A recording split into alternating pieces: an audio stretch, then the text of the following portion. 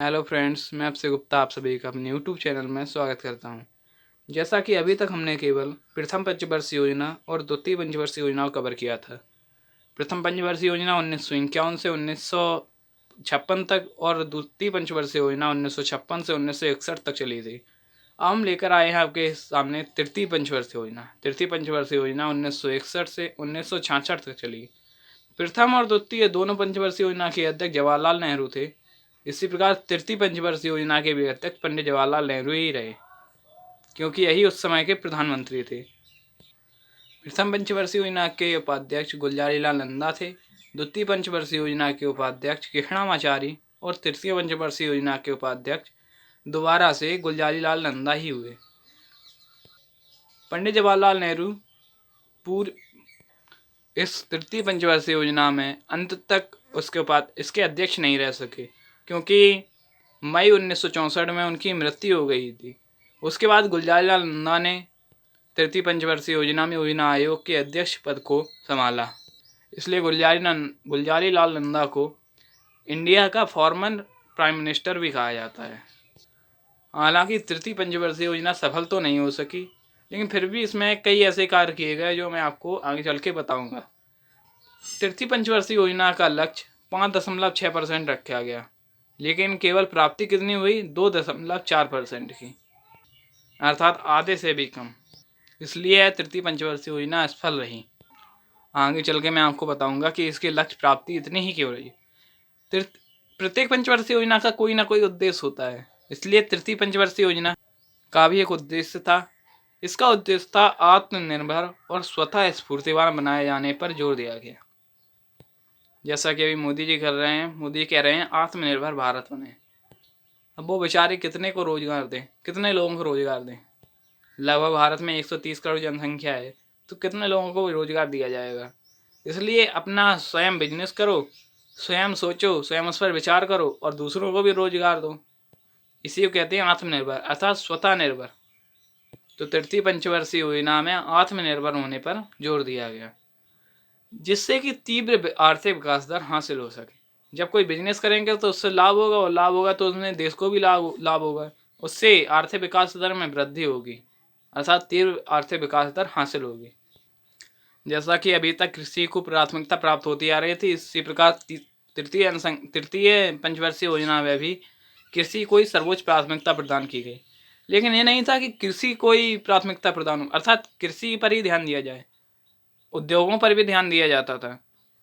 इसके साथ साथ इसमें बुनियादी उद्योगों के विकास पर भी बल दिया गया, अर्थात एक साइड कृषि चलती रहे, एक साइड उद्योग चलते रहे, तो इससे डबल फायदा होगी।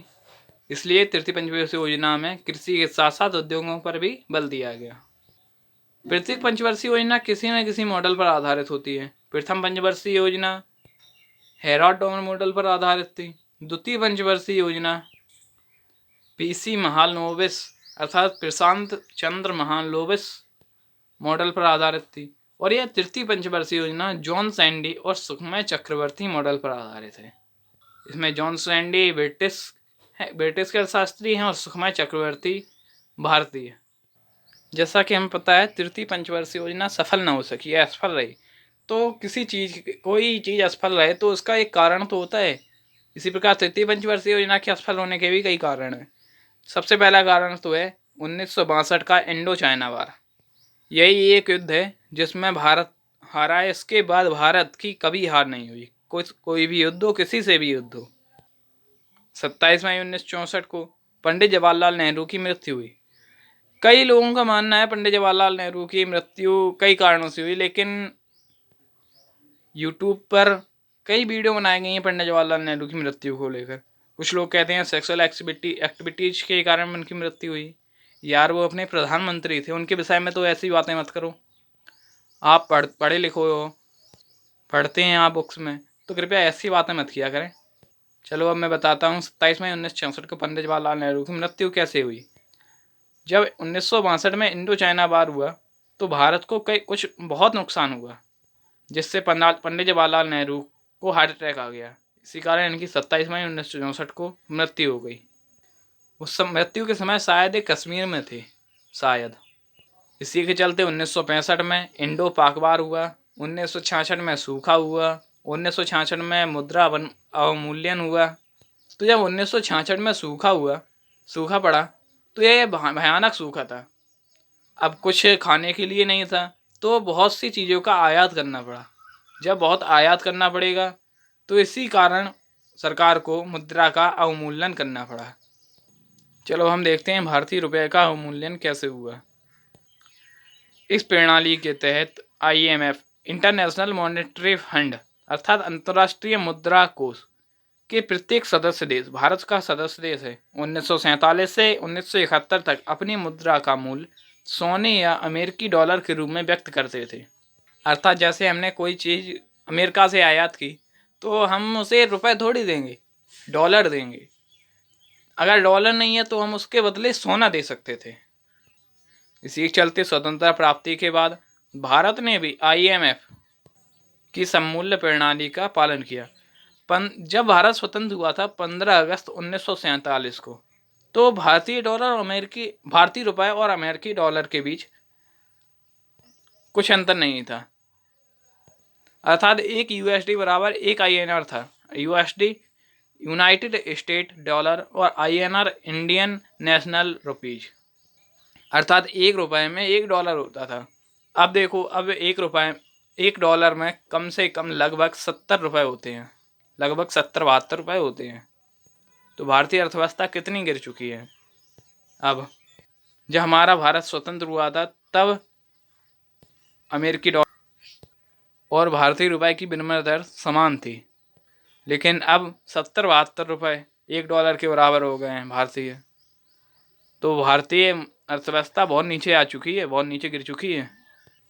सितंबर 1949 में भारतीय रुपए की विनिमय दर 13.33 रुपये प्रति पाउंड स्टर्लिंग, अर्थात एक पाउंड में 13.33 रुपये होते थे, और 4.75 रुपये प्रति डॉलर आंकी गई थी। अर्थात एक पाउंड में 13.33 रुपये होते थे और एक डॉलर में 4.75 रुपये। इसके बाद अब जब 1966 में भारतीय मुद्रा का अवमूल्यन करना पड़ा, तब एक डॉलर बराबर 7.10 रुपये होने लगे और एक पाउंड स्टर्लिंग बराबर 21 रुपये होने लगे। लेकिन अब स्थिति ऐसी है कि एक डॉलर में 70 या 72 रुपये होते हैं। अर्थात हम किसी चीज़ का, जैसे अमेरिका से आयात करें, तो हमें एक डॉलर की जगह पर 70 रुपये देने पड़ेंगे। हाँ, माना कि तृतीय पंचवर्षीय योजना असफल रही, लेकिन इसमें भी कई महत्वपूर्ण कार्य किए गए। जैसे बांधों का निर्माण किया गया, कई बांध बनाए गए, कई नहर परियोजनाएं बनाई गई, सीमेंट एवं उर्वरक कारखानों की स्थापना हुई, ग्रामीण क्षेत्रों में प्राथमिक स्कूलों का शुभारंभ हुआ। कोई पूछे ग्रामीण क्षेत्रों में प्राथमिक स्कूलों का शुभारंभ कब हुआ, तो यह तृतीय पंचवर्षीय योजना में हुआ, अर्थात 1961 से 1966 ईस्वी के मध्य।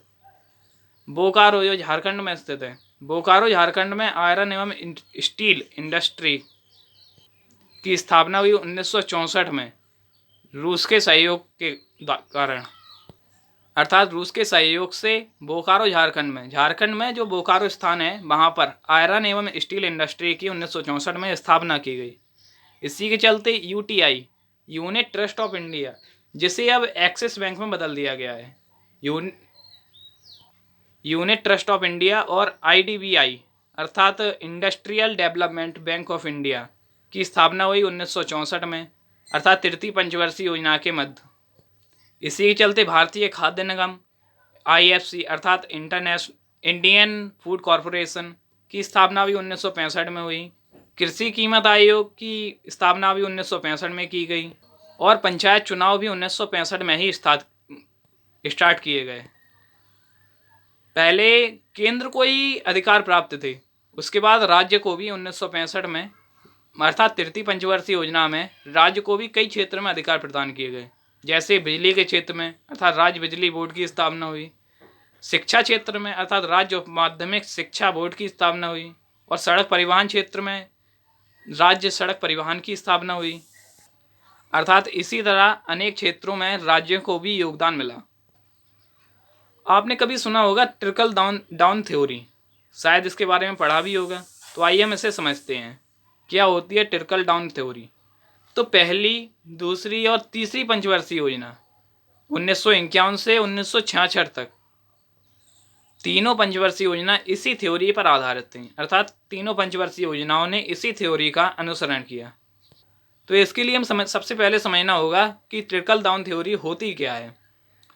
तो साधारण शब्दों में समझें, सरल शब्दों में समझें तो इसमें सरकार द्वारा अमीरों को सहयोग प्रदान किया जाता है, अर्थात अमीर और भी अमीर होते जाएं और गरीब और भी गरीब होते जा रहे हैं ट्रिकल डाउन थ्योरी के द्वारा। इस थ्योरी में कहा जाता था कि अमीर वर्ग का ख्याल रखने वाली नीतियां बनाई जाएं, जिससे अर्थव्यवस्था में तेजी आएगी और इसका फायदा सबको होगा। एग्जाम्पल समझें तो रिलायंस को पहले सहयोग दिया गया सरकार द्वारा, तो उससे गरीबों को भी फायदा हुआ। लेकिन बाद में इसी के चलते जो IMF है, इंटरनेशनल मॉनेटरी फंड अर्थात अंतर्राष्ट्रीय मुद्रा कोष, उसने एक शोध कराया अर्थात एक सर्वे करवाई। उसमें इस निष्कर्ष निकला कि यह थ्योरी सही नहीं है। उस सर्वे में बताया गया कि यह थ्योरी सही नहीं है। यह जो सर्वे की गई थी उसमें 150 देशों में सर्वे की गई थी। 150 देशों की अर्थव्यवस्था का अध्ययन किया गया था। इससे निष्कर्ष निकला कि देशों की अर्थव्यवस्था जिसमें ट्रिकल डाउन थ्योरी अपनाई जा रही है, उनकी अर्थव्यवस्था और भी गिरती जा रही है, अर्थात अमीर और भी अमीर होते जा रहे हैं तथा गरीब और भी गरीब होते जा रहे हैं। जो अमीर वर्ग है वो गरीब वर्ग का शोषण कर रहा है। इसी शोध में जो वित्तीय सेवाओं के क्षेत्र में दुनिया की नामचीन कंपनी है क्रेडिट स्विस, इसका नाम है क्रेडिट स्विस, जो स्विट्जरलैंड में स्थापित है, इसने बताया था, इसने यह रिपोर्ट दी थी कि भारत में अमीर लगातार और भी अमीर होते जा रहे हैं और गरीब और भी ज़्यादा गरीब। और कहा था कि जो भारत की जो 63% दौलत है अर्थात 63% जो धन है वो 1% सबसे अमीर आबादी के पास है, अर्थात 63% जब 1% के पास है तो जो बचे 99% जनसंख्या है, 99% जो आबादी है उसके पास केवल 37% धन होगा, अर्थात बाकी की जो 37% दौलत है वो 99% के पास है, जबकि 1% के पास 63% है। इसीलिए फिर ट्रिकल डाउन थ्योरी को हटा दिया गया, इसे नहीं अपनाया गया। आइए हम समझते हैं योजना अवकाश, अर्थात तृतीय पंचवर्षीय योजना के बाद 3 वर्ष का अवकाश रहा चौथी पंचवर्षीय योजना के आने तक। तो चौथी पंचवर्षीय योजना 1969 में आई, तब तक 3 वार्षिक योजनाएं चलाई गईं, 1966, 1967 और 1968। ये तीनों योजनाएं वार्षिक थीं। अभी तक पंचवर्षीय योजनाएं चल रही थीं, अब ये तीनों योजनाएं वार्षिक योजनाएं थीं।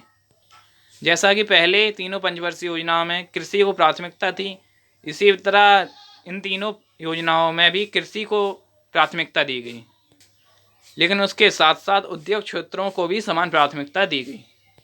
तो आइए हम समझते हैं योजना अवकाश आया क्यों था, क्यों लाया गया योजना अवकाश। तो इसका प्रमुख कारण था भारत पाक युद्ध, अर्थात जो इंडो पाक वार हुआ 1965 में। इसी 1962 में इंडो चाइना वार, भारतीय चीन युद्ध हुआ, 1966 में जो सूखा पड़ा। ये तीनों 4 चीज़ें तीसरी पंचवर्षीय योजना की असफलता के कारण रहे। इसी कारण योजना अवकाश लाना पड़ा।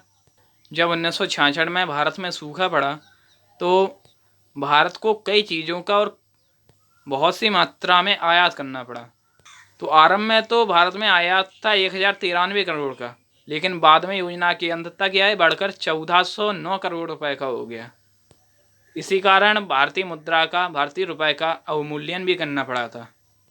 इन तीनों योजनाओं में, तीनों वार्षिक योजनाओं के दौरान 3.8% की वार्षिक वृद्धि दर प्राप्त हो सकी थी। इसी के साथ हमारी वीडियो समाप्त होती है।